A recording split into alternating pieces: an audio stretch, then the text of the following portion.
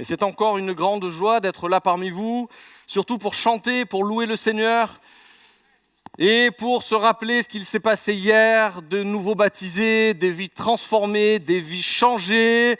Et pour cela, merci, merci et merci Seigneur parce qu'il vit encore. Et ces baptêmes sont l'occasion de nous rappeler qu'il y a des choix qui vont conditionner notre vie, des choix qui sont structurants, qui sont les fondations de notre vie et que nous allons devoir entretenir. Alors, bienvenue à vous également qui nous suivez sur Internet et permettez-moi de prier le Seigneur. Seigneur, encore, c'est avec Seigneur, joie que nous nous tenons dans ta présence. Seigneur, encore ce matin, que ta parole puisse être vecteur d'une construction dans chacune de nos vies. Seigneur, que tu viennes chasser les ténèbres là où il y a les ténèbres, que tu viennes changer des vies là où il y a besoin, mais que Seigneur, par-dessus tout, ton salut soit annoncé, Seigneur, parce que la vie éternelle, c'est notre objectif à tous. Alors, il est vrai qu'un choix a été fait parmi ces gens qui ont accepté de suivre Jésus dans leur vie. Et je ne vais rien vous cacher ce matin, je vais vous donner le titre du message tout de suite. Le titre du message d'aujourd'hui s'intitule, si tu peux l'annoncer, l'afficher, « Le tremblement de terre qui reconstruit ». Alors, on pourrait penser comme ça que ce sont deux mots qui sont antagonistes. Quand on pense à tremblement de terre, on a l'impression de quelque chose qui vient, qui bouge, qui fait tomber, et qu'il puisse construire semble totalement bizarre. Mais c'est ce que fait le Seigneur dans notre vie.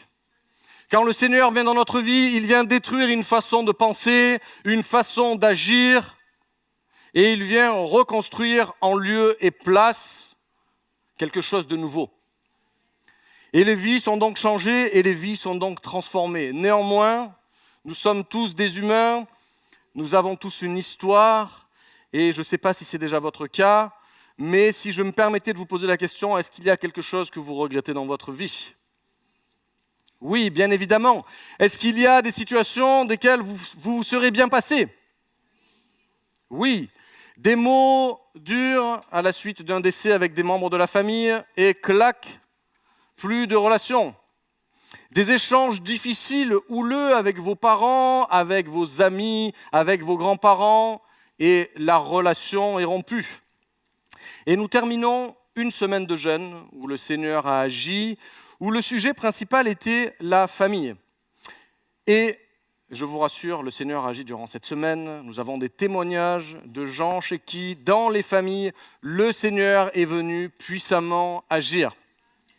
Et nous terminons cette semaine de jeûne et prière dans la continuité. Et donc, le tremblement de terre qui reconstruit sera ici sur un aspect familial. Alors, familial peut être égal à parents, enfants, vous avec vos grands-parents, vos arrière-grands-parents, vous avec vos frères, vos sœurs, vous avec vos cousins, cousines. On englobe vraiment très, très large. Est-ce que tu peux nous mettre la slide d'après, s'il te plaît ? Alors peut-être que ça parle à des gens d'une certaine génération, peut-être la mienne, et c'est un vœu pieux que de pouvoir retourner dans le passé pour changer son futur. Et comme on se le disait, si on pouvait, je pense que chacun d'entre nous irait et retournerait dire à lui-même « T'as fait un mauvais choix. Attention, ce choix-là va conduire à cela. Tu as choisi une femme, c'était pas la bonne. Tu as choisi un mari, c'était pas le bon. Tu as pris un crédit sur une maison sans réfléchir à ce que tu allais dépenser et aujourd'hui tu es à la Banque de France. » En effet, les choix que nous faisons peuvent conditionner notre existence. Et donc, c'est un vœu pieux que de pouvoir retourner dans le passé pour changer son futur. Et je vous le dis tout de suite, ce ne sera pas possible. Jusque-là, je ne vous apprends rien. Pour autant, vous pouvez changer votre présent et votre futur. Et au travers d'un passage que nous allons voir ensemble, eh bien, c'est ce que nous allons essayer d'analyser. Toujours gardons en tête cette perspective de la famille.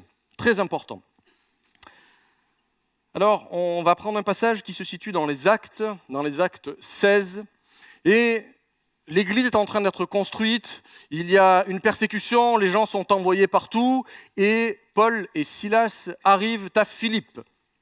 Ils rencontrent différentes personnes qui sont touchées et qui acceptent de suivre le Seigneur. Et ces personnes-là embarquent leur famille avec elles. Et ça, c'est ce que la Bible nous dit. Mais alors, je me suis posé cette question, comment est-il possible que des hommes comme ça puissent venir et que le Seigneur puisse agir ? Et j'ai trouvé quelques petites choses que nous dit la parole de Dieu que j'aimerais partager avec vous. Mais avant cela, je tiens à vous dire que ces hommes qui étaient là passaient des moments dans la joie systématiquement. Comme on se l'est dit, chaque fois qu'une âme vient au Seigneur, nous sommes dans la joie. Et je me rappelle quand nous étions en charge des baptêmes avec mon épouse, que chaque fois que nous avions des témoignages de conversion, des gens qui étaient baptisés, eh bien les émotions nous montaient, nous étions heureux, nous étions dans la joie, et j'étais toujours obligé de me contenir puisque les larmes étaient toujours proches de mes yeux. Et c'est ce que devaient vivre Paul et Silas. Chaque fois qu'ils arrivaient quelque part, qu'ils annonçaient l'évangile, cet évangile vivant et percutant et que des vies étaient changées, quelle joie devait être avec eux continuellement. Et ils baptisaient des gens et leur vie, c'était cela. Mais c'était également les difficultés. Et alors, comment faisaient-ils face aux difficultés ? Dans notre histoire ici, ils sont en prison et nous allons lire Actes 16 à partir du verset 22. La foule s'ameuta et se déchaîna contre eux, réclamant qu'ils soient punis. Paul avait chassé un esprit mauvais dans une personne qui rapportait de l'argent à ses maîtres, et ils n'étaient pas contents. Alors les magistrats leur firent arracher les vêtements et ordonnèrent qu'on les batte à coups de bâton. Après les avoir roués de coups, ils les firent jeter en prison, en donnant ordre aux gardiens ou aux geôliers, selon les traductions, de les surveiller de près. Pour obéir à la consigne, celui-ci les enferma dans un cachot le plus reculé de la prison et leur attacha les pieds dans des blocs de bois, totalement bloqués, fermés. Vers le milieu de la nuit, Paul et Silas priaient et chantaient des louanges de Dieu. Tous les autres prisonniers tendaient l'oreille. Tout à coup, un violent tremblement de terre secoua la prison jusque dans ses fondations. Aussitôt, toutes les portes s'ouvrirent. Il dégaina le sabre et voulut se suicider, pensant que les prisonniers étaient tous partis. Mais Paul lui cria de toutes ses forces, « Arrête ! Ne te fais pas de mal, nous sommes tous là. » Le gardien demanda ses torches, demanda de la lumière. Il se précipita dans le cachot et, tremblant de peur, il se jeta aux pieds de Paul et Silas. Puis il les fit sortir et leur demanda, « Messieurs, que dois-je faire pour être sauvé ?» « Place ta confiance dans le Seigneur Jésus, lui dirent-ils, crois en lui et tu seras sauvé, toi et les tiens. » Et aussitôt ils se mirent à lui annoncer la parole de Dieu, ainsi qu'à tous ceux qui vivaient avec lui. Alors même, en pleine nuit, le gardien les amena pour laver leurs blessures, et séance tenante, il se fit baptiser avec tous les siens. Puis il fit monter Paul et Silas dans son logement, demanda de leur préparer un repas, et se réjouit avec toute sa famille d'avoir trouvé la foi en Dieu. Amen. Alors je me suis dit, comment de simples hommes comme vous et moi ont pu se retrouver dans des situations ? Je parle de Paul et je parle de Silas. Eh bien, c'est assez simple. Si tu peux passer 2 diapositives, exactement. La Bible nous donne des indices. Au verset 13, donc si on revient un petit peu en arrière du passage que nous avons lu, nous sommes sortis, ça c'est Paul, nous pensions trouver un lieu de prière. Premier élément. Lydie qui était avec eux écoutait la parole. Au verset 16, il nous est dit « Comme nous allions au lieu de prière, par le nom de Jésus-Christ, un démon est sorti. » On a encore cet aspect de la prière. Puis au verset 25, plus tard, dans notre histoire-là, vers le milieu de la nuit, Paul et Silas priaient et chantaient des louanges de Dieu. Et ensuite, à ce geôlier, ils lui dirent la parole du Seigneur. Eh bien, ces éléments sont importants. Si aujourd'hui nous voulons conditionner notre vie à pouvoir suivre le Seigneur, à pouvoir obéir à ce qu'il veut pour nous, nous devons être prêts. Et se préparer passe par la prière, passe par aller chercher devant le Seigneur. Quel objectif me fixes-tu ? Qu'est-ce que tu veux pour moi ? Et si nous parlons de nos familles, Seigneur, Comment est-ce que je peux agir dans ma famille pour que ceux qui ne te connaissent pas puissent te suivre? Comment est-ce que je peux éclairer au travers du Saint-Esprit qui est en moi les gens de ma famille pour qu'ils aient envie de me ressembler? Si les gens de ta famille, quand ils te voient, tournent les yeux et fuient, c'est que tu n'éclaires pas de la bonne lumière. Il est important de se dire ces choses-là. Ils ont une relation de proximité avec le Seigneur et ils le cherchent fréquemment. Si maintenant nous nous arrêtons à cet homme, nous avons un gros plan qui nous dresse le portrait de Paul et Silas qui viennent et qui avancent dans leur ministère. Ils arrivent à la prison, c'est un plan qui s'est déjà réduit, et on arrive au plan rétréci d'une personne. Que se passe-t-il? Quand le Seigneur vient dans notre vie, il peut venir au milieu d'une église. Nous sommes dans un contexte large, et puis une parole va venir percuter notre cœur à nous, puisque l'évangile, c'est un évangile personnel. Ce n'est pas un évangile culturel, c'est un évangile puissant qui change les vies, qui touche le cœur et qui nous permet à nous d'aller rayonner. Est-ce que vous êtes d'accord avec moi jusque-là? Amen.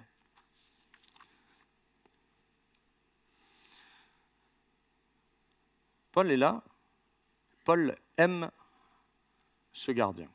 Ce gardien l'a probablement tapé, l'a probablement insulté. Il l'a mis dans le cachot le plus excentré. Ça, c'est ce que devaient voir Paul et Silas du noir. Rien d'autre. Et malgré qu'ils soient dans un noir absolu et qu'il fasse nuit, ils sont éclairés par la présence de Dieu dans leur vie. Ils chantent et ils prient. Après les avoir roués de coups, ils les firent jeter en prison en donnant ordre aux gardiens de les surveiller de près. Et ils sont, en plus d'être dans l'endroit le plus contraint, ils sont bloqués. Vous imaginez le supplice, je vous bloque les bras, les jambes, vous voulez vous gratter? Ça va être difficile. Mais si on regarde plus précisément, Paul et Silas étaient romains. C'est-à-dire que ce n'est pas leur place d'être ici. Pour autant, s'ils ont cherché la face de Dieu et que le Seigneur leur a dit « allez en prison », que font-ils? Ils acceptent d'aller en prison parce qu'ils savent que le Seigneur va se servir d'eux pour un plan particulier. Et ce plan particulier, c'est ce monsieur qui est là, ce gardien. Est-ce que tu peux nous mettre la slide d'après, s'il te plaît? Les responsabilités d'un gardien, d'un geôlier au 1er siècle sont les suivantes. Surveillance des prisonniers. Il ne faut pas que les prisonniers s'échappent. Les magistrats de la ville leur donnent ces prisonniers. Ils doivent les garder sous leur responsabilité jusqu'à ce qu'ils sortent, jusqu'à ce qu'ils meurent ou jusqu'à ce qu'ils soient jugés, peu importe. Ils appliquent également des sanctions. Quand les gens ne se tiennent pas comme il faut, ils peuvent les frapper. Ils peuvent les bloquer. Ils peuvent les maltraiter. Ils doivent éviter que les gens se battent entre eux. Ils ont également à vérifier que les portes fonctionnent, que les gonds ne sont pas abîmés. Et en dernier, ils doivent fournir l'assistance aux prisonniers. Alors les prisons de cette époque-là ne sont pas les prisons d'aujourd'hui. Ils n'avaient pas les douches, ils n'avaient pas la télé, ils n'avaient pas l'eau courante. Donc les gens sont très probablement à même le sol. Cela signifie que si vous avez la gangrène, vous êtes foutus. Et ça, c'est le quotidien de notre gardien qui est là. Imaginons sa difficulté quand il rentre chez lui le soir. Il passe sa vie, je me suis posé la question, je me le suis représenté en face de moi et je lui ai posé des questions et il m'a répondu. Qu'est-ce que tu penses le soir? Oh là là, ma journée a été atroce. Encore 2 morts, j'ai encore dû frapper 10 personnes. J'ai encore des gens que j'ai mis au cachot là-bas, je n'ai pas le droit de leur donner à manger, je les vois souffrir, crier, hurler. Je suis devenu quelqu'un de dur. Quand je rentre les soirs, si mes enfants m'embêtent, un bon coup, tu te tais et tu vas te coucher. Et comme le dirait le Qoélète, ou comme le dirait l'Ecclésiaste, ce qui a été, c'est ce qui est aujourd'hui. Aujourd'hui, quand notre vie est prise dans le tracas du quotidien, dans la vie infernale, eh bien, c'est ce qu'il peut se passer avec les gens de notre famille. Nous rentrons le soir et la journée a été difficile. Laisse-moi tranquille, s'il te plaît, chérie. Je n'ai pas envie de parler avec toi, j'ai déjà assez parlé aujourd'hui. Chérie, là, c'est bon, je suis fatigué, je vais aller dormir devant la télé. Je vois que certains connaissent. Sa vie doit être atroce. Tous les jours, rebelote, rebelote, rebelote. Et sa famille doit souffrir. Du travail, du travail, du travail. Et lui, il connaît sa prison. Sa prison, c'est sa vie. Il doit en connaître les odeurs, il doit en connaître les rouages, il doit connaître les petits bruits des portes. Là, il va falloir que j'aille l'huiler, mettre un peu d'huile. Et il doit se poser beaucoup de questions, cet homme-là, sur sa vie. Et ce n'est pas neutre que le Seigneur vienne taper à la porte de son cœur. Il n'a rien demandé, il ne nous est pas dit qu'il a cherché le Seigneur d'une façon particulière. Il ne nous est rien dit du tout, il nous est seulement parlé de Paul et Silas qui vont en prison et qui se retrouvent avec cet homme-là. On ne connaît même pas son nom, son prénom, on connaît juste ce qu'il fait. Pour autant, la place de cet homme dans le cœur de Dieu est importante, puisqu'il vient frapper à la porte de son cœur. Est-ce que nous pouvons frapper à la porte de son cœur ?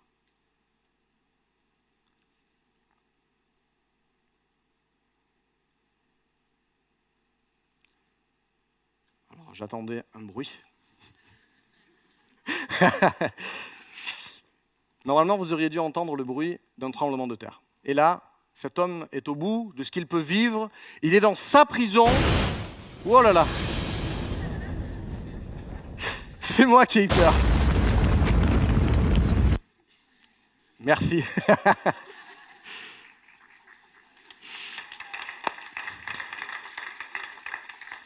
C'est exactement ça. Il est au bout de ce qu'il peut vivre.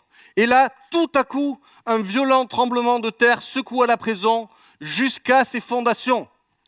Aussitôt, toutes les portes se trouvèrent ouvertes et les chaînes de tous les prisonniers furent arrachées de leur scellement. Tout à coup, le Seigneur vient frapper à la porte de ton cœur. Il ne te dira pas quand il viendra frapper. Et là, c'est le tremblement de terre. Tes fondations, tes habitudes, tes façons de fonctionner sont remises devant le Seigneur et tout est chamboulé. Est-ce que les fondations de ta vie correspondent à ce que le Seigneur veut pour toi? Cet homme est un gardien de prison, mais dans sa tête, c'est lui le prisonnier. Paul et Silas sont en prison, mais ils sont libres. Combien d'entre nous peuvent vivre en prison alors qu'ils sont libres? Pourquoi? Eh bien, parce qu'il y a une perte de repères. Cet homme-là a perdu ses repères. Les portes se sont ouvertes, les chaînes sont tombées, je n'ai plus de raison de vivre. Ma vie s'arrête. J'ai perdu tout ce qui était important pour moi. Il a failli dans la seule chose qu'il savait faire. Et des fois dans nos vies, c'est ce qui peut nous arriver. Nous avons créé une structure dans laquelle nous habitons, une prison que nous nous sommes nous-mêmes fait, dans laquelle nous agissons et dans laquelle nous laissons de temps en temps entrer Dieu dans le parloir. Qu'est-ce que tu veux me dire? Seigneur, je suis derrière la vitre. Qu'est-ce que tu veux me dire? Sors de ta prison. Le tremblement de terre vient de passer. Sors de ta prison, le tremblement de terre vient de passer. Cet homme est dans une angoisse extrême. Et comme dirait Obélix, le ciel lui est tombé sur la tête. Il voit sa vie défiler. Les prisonniers se sont évadés, je suis mort. Et je suis mort, c'est une mort physique. Là, on ne rigole pas. C'est pas quand quelqu'un s'en va, c'est ta responsabilité, je te retire un mois de salaire, je te fais une mise à pied, tu te fais virer. C'est je vais te tuer. Nous t'avons confié la responsabilité des gens qui sont avec toi. Son sang n'a dû faire qu'un tour. Il n'y a plus de réflexion possible. Et quand nos émotions nous envahissent, il n'y a plus de réflexion. Et des fois, nous en venons même à nous demander, est-ce que la vie vaut le coup d'être vécue? Et peut-être que certains d'entre vous se sont déjà posé la question, et si je me suicidais? Et si moi aussi, dans la situation d'angoisse extrême que je vis, avec toutes ces choses qui sont là et qui ont conditionné ma vie, quelle est la raison de vivre? Et si moi aussi, je mettais fin à ma vie? De toute façon, nous mourrons bien tous un jour. Que ce soit maintenant ou demain, nous verrons. Et le Seigneur ne voulait pas s'en arrêter, ne voulait pas arrêter là. On peut se poser la question, de savoir est-ce que nous avons une prison dans notre vie. La lassitude de la vie, la recherche de la bonne personne, le fait d'avoir eu un enfant tout seul. Certains se contraignent en se disant que comme ils ont un enfant tout seul, ils vivent dans le péché et que le salut n'est plus pour eux. C'est faux. Le Seigneur aime tous les gens qui se tournent vers lui. Il n'y a pas de condition de choses que tu aies bien fait, que tu aies mal fait. Ce n'est pas parce que tu as divorcé à un moment de ta vie que le Seigneur ne t'aime plus et qu'il n'a pas un plan parfait pour toi. L'amour de Dieu n'est pas en fonction des conditions dans lesquelles tu vis, n'est pas fonction de ton passé, il est simplement en fonction de ce que tu veux aujourd'hui.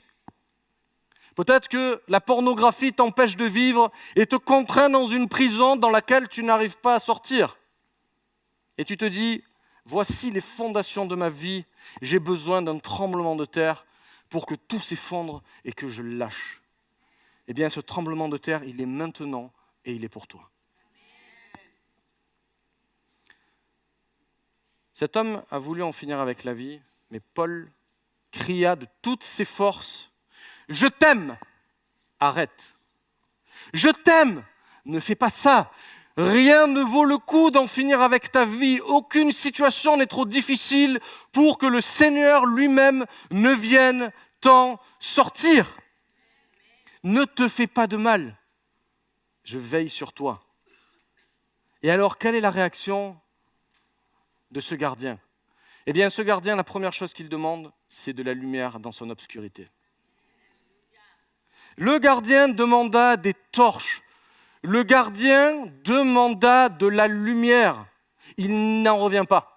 Comment est-ce possible que toute la prison soit ouverte et que personne ne soit parti? Et il commence à se remettre en question sur ses fondations. Voilà ce que je connaissais de ma prison. Elle était inviolable, elle était intouchable. Personne ne pouvait venir là où moi j'avais les clés. Et aujourd'hui, toutes ces certitudes se sont effondrées. Un tremblement de terre a remis sa vie en question. Alors, que fait-il? Eh bien, première chose, il s'arrête et il ne se fait pas mal. Si tu peux avancer juste un petit peu. Peut-être que c'est le divorce qui peut conditionner cela. Peut-être que c'est des conflits dans ton couple, tes frères, tes sœurs, tes parents. Peut-être que c'est tes enfants avec qui ça ne va plus. Et que ce sont des situations qui durent depuis des années. Mais alors, quelle est la solution? Au verset 30, il nous est dit « Puis il les fit sortir et leur demanda, « Messieurs, que dois-je faire pour être sauvé ?» Et c'est assez marrant de regarder le mot grec qui est employé par Luc dans deux occasions différentes à plusieurs reprises. La première, c'est « Que dois-je faire pour être sauvé, pour éviter de mourir parce que toutes les portes sont ouvertes et que tout est cassé ?»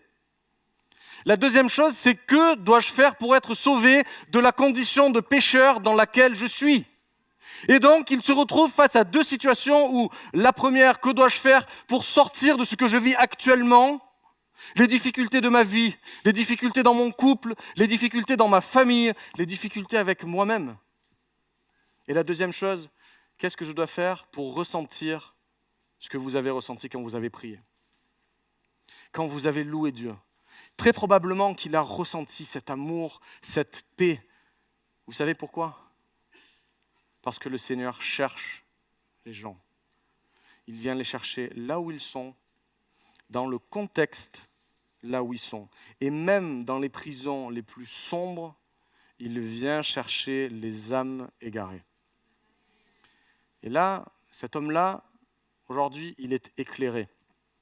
Il se dit, ok, ça marche, j'ai compris. Je vois que je n'ai pas d'autre solution maintenant que de reconstruire les fondations de ma vie.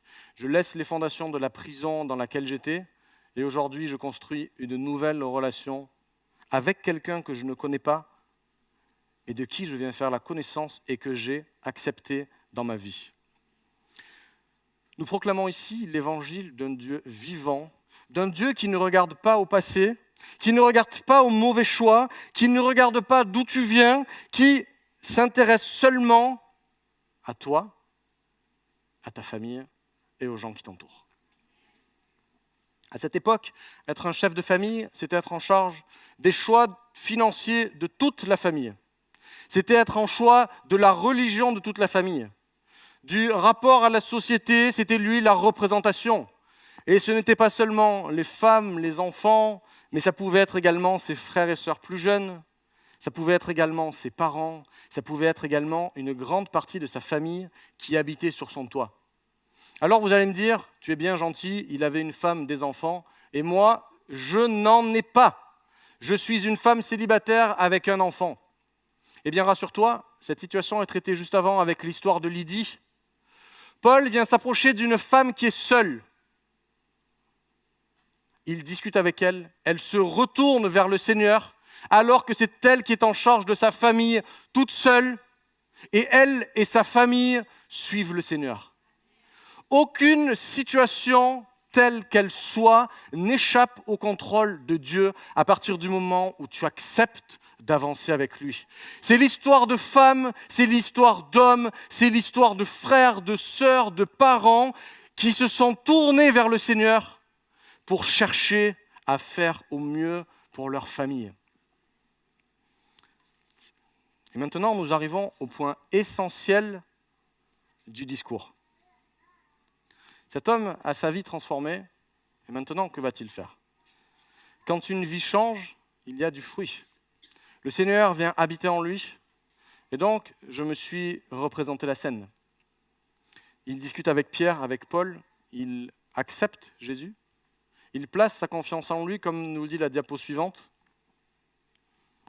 Il place sa confiance dans le Seigneur Jésus, et il rentre chez lui.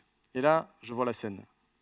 Cet homme a eu le temps de se rappeler toutes les choses de sa vie, il allait se suicider, très probablement que, comme beaucoup disent avant de mourir, ou ceux qui passent à côté de la mort, j'aurais dû embrasser ma femme, j'aurais dû dire à telle personne que je l'aimais. On revoit sa vie défiler, très probablement que c'est son cas, et que le Seigneur lui a mis à cœur toutes les mauvaises choses qu'il avait faites. Et donc la première chose qu'il a dû faire en rentrant chez lui, c'est demander pardon aux gens de sa famille. Imaginez-vous quelqu'un de violent, d'agressif, de pas présent pour sa famille, qui rentre en pleurs et vous dit qu'il vous aime. Qui vous dit « je regrette tout ce que j'ai fait jusqu'à aujourd'hui. Je vous aime, je veux le meilleur pour vous. Et j'ai envie qu'à partir d'aujourd'hui, les choses changent. » Eh bien, ce que ça va créer, c'est la réciprocité. Des gens qui vont très probablement commencer à pleurer, qui ne vont pas comprendre ce qui leur arrive. Quand vous avez la haine contre quelqu'un et que cette personne vient vous demander pardon et que vous avez une rancune qui date depuis des années, ça casse vos fondations. Ça casse vos croyances. Et votre vie est remise en cause par vous-même. Ah, qu'est-ce que je vais faire maintenant? Eh bien, Paul était là et Paul a apporté la parole. Et c'est comme ça que tous les gens de la famille de cet homme ont très probablement été sauvés. Tout ça par le choix d'une personne, toute une famille a été sauvée. Cet homme-là a accepté de suivre Jésus. Il n'était qu'un homme qui avait failli très probablement à sa mission, mais le Seigneur a préparé. Le Seigneur prépare, dispose. Il dispose ton cœur, il dispose les cœurs. Et peut-être qu'un mauvais mariage, une mauvaise décision te donne l'impression que ta vie est terminée. Mais le Seigneur te dit, ta vie n'est pas terminée. Si aujourd'hui, le tremblement de terre de ta vie a rompu tes fondations, sache que c'est avec toi que je vais les reconstruire. Et que rien ne m'est impossible. Paul, dans tout ça, passe de la personne qui était en prison à la personne qui vient sauver. Et quand on regarde, seulement parce qu'il est allé chercher dans la prière tout ce qui était là. Romains 10 au verset 9 nous dit « Si tu confesses de ta bouche le Seigneur Jésus, et si tu crois de tout ton cœur que Dieu l'a ressuscité des morts, tu seras sauvé. » Et là, nous pourrions rajouter toi et ta famille. Parce que tu auras un impact dans la vie de ta famille beaucoup plus important que ce que tu penses. Si aujourd'hui le Seigneur vient habiter dans ta vie, qu'il rayonne en toi, tes enfants voudront te suivre. Tes enfants se poseront la question, qu'est-ce qu'il y a? Et même s'ils te rejettent, ils n'oublieront jamais les temps que tu auras passés à prier pour eux, les temps avec lesquels tu les auras considérés, les temps avec lesquels tu les auras aimés, les temps avec lesquels tu leur auras dit « je t'aime mon enfant ».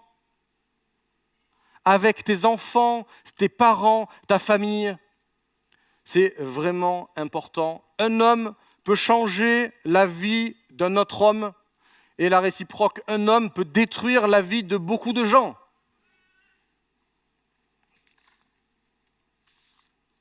Le gardien a été libéré, sa vie a changé. Et à la fin du passage, il nous est dit qu'ils firent un repas et se réjouirent ensemble, en famille, d'avoir trouvé la foi en Dieu.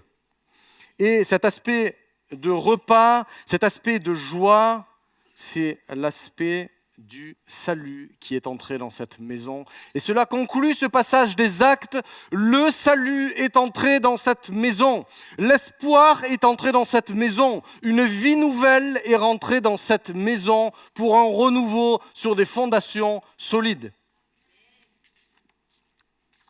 Mais attention, ce message ne s'adressera pas à tout le monde. Mais je l'ai reçu, je l'ai eu à cœur et je vais donc le partager avec vous. Hébreux 6, de la traduction Parole vivante, nous dit « En effet, il y a des responsabilités dont nous devons tenir compte. Si des hommes ont été une fois éclairés par la lumière d'en haut, s'ils ont goûté au don du ciel, s'ils ont eu part au Saint-Esprit, s'ils ont senti combien la parole de Dieu était bonne et bienfaisante, et s'ils ont connu par expérience les richesses et les forces merveilleuses du monde à venir, si malgré tout cela, ils se sont détournés de la foi et sont retombés dans leur ancienne vie, il est impossible de les amener de nouveau à changer d'attitude, car, au fond, ils sont en train de crucifier le Fils de Dieu pour leur propre compte et de le déshonorer publiquement. En effet, lorsqu'une terre arrosée par des pluies fréquentes produit des plantes utiles à ceux qui la cultivent, c'est une terre bénie de Dieu. Si par contre, elle ne porte que des buissons d'épines et des chardons, elle est jugée sans valeur et vouée à être condamnée. On finira par la mettre au feu. Alors attention, puisqu'il y a bien une partie de notre responsabilité qui nous porte à la vie, et il y a bien une partie de notre responsabilité qui nous porte à la mort. Il y a bien une partie qui nous porte à la vie de notre famille, et il y a bien une partie qui mène à la mort de notre famille. Il nous en sera demandé des comptes. Je vais appeler l'équipe de louanges, s'il vous plaît. Et je vais conclure par un appel. Et s'il y a des gens qui sont à la recherche du Seigneur, qui ont des fondations qui sont détruites et qui veulent une reconstruction, eh bien, tu pourras lever ta main et nous prierons pour toi. Si tu es dans la partie que nous venons de lire, où tu as rencontré le Seigneur et que les choses de la vie, tes pensées, tes actes, tes attitudes t'ont fait t'éloigner de la présence de Dieu et qu'aujourd'hui tu es plus un fléau pour ta famille alors que tu as rencontré le Seigneur, qu'une aide pour ta famille, reviens de tes voies.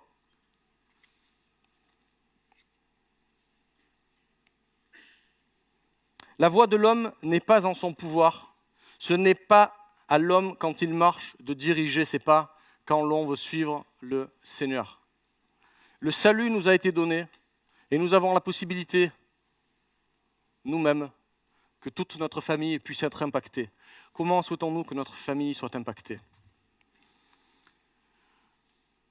1 Corinthiens 2,14 nous dit « L'homme animal ne comprend pas les choses qui sont de l'Esprit de Dieu, car elles sont une folie. Et il ne peut même pas les entendre parce qu'elles doivent être spirituelles. » Il est donc important, comme l'étaient Paul et Silas, d'être des gens spirituels pour avoir un impact positif dans la vie de nos familles. Est-ce qu'aujourd'hui, vous souhaitez avoir un impact positif dans la vie de vos familles? Je vous propose de prendre un temps de prière. Et si quelqu'un a été touché, si quelqu'un a vécu un tremblement de terre dans sa vie et qu'il souhaite la prière, eh bien, je vais prier pour lui ou je vais prier pour elle. Nous pouvons tous fermer nos yeux. Et ceux qui le souhaitent peuvent lever leurs mains. Il n'y a aucune obligation, bien évidemment. Amen. Seigneur, tu vois ces cœurs devant toi. Tu vois ces cœurs, Seigneur, qui ont un besoin particulier de ce tremblement de terre dans la vie pour une reconstruction de façon solide avec toi. Nous savons que tu es le Dieu des temps, des circonstances, que tu es le Dieu de l'impossible et tu ne vas pas les laisser au stade où ils sont. Et comme tu as ouvert les portes et le cœur de ceux gardien, tu ouvres et tu as déjà ouvert leur cœur à recevoir ce que tu veux pour eux. Seigneur, que ton Saint-Esprit vienne et descende dans ce lieu, dans ces mains qui ont besoin de toi, dans ces vies qui ont besoin de toi. Et Seigneur, que des vies soient encore touchées, que des vies soient encore transformées par l'action de ton Esprit. Seigneur, nous savons que ce n'est pas un Dieu mort que nous louons, que nous prions, mais c'est bien un Dieu vivant. Alors le Seigneur a vu ta main, a vu ton cœur, et il est avec toi. Je prie également pour tous les autres qui sont là, que vous puissiez être dans vos familles ces soleils, de qui les gens ont envie de s'approcher, qui reflétaient l'amour de Christ, qui reflétaient l'amour du prochain, qui êtes remplis de considération, qui êtes remplis d'écoute, qui êtes remplis d'amour pour vos proches. Alors également que le Seigneur vous remplisse et que le Seigneur vous bénisse encore en ce jour. Et que durant cette semaine, vous puissiez voir le Seigneur agir dans votre cercle familial. Amen.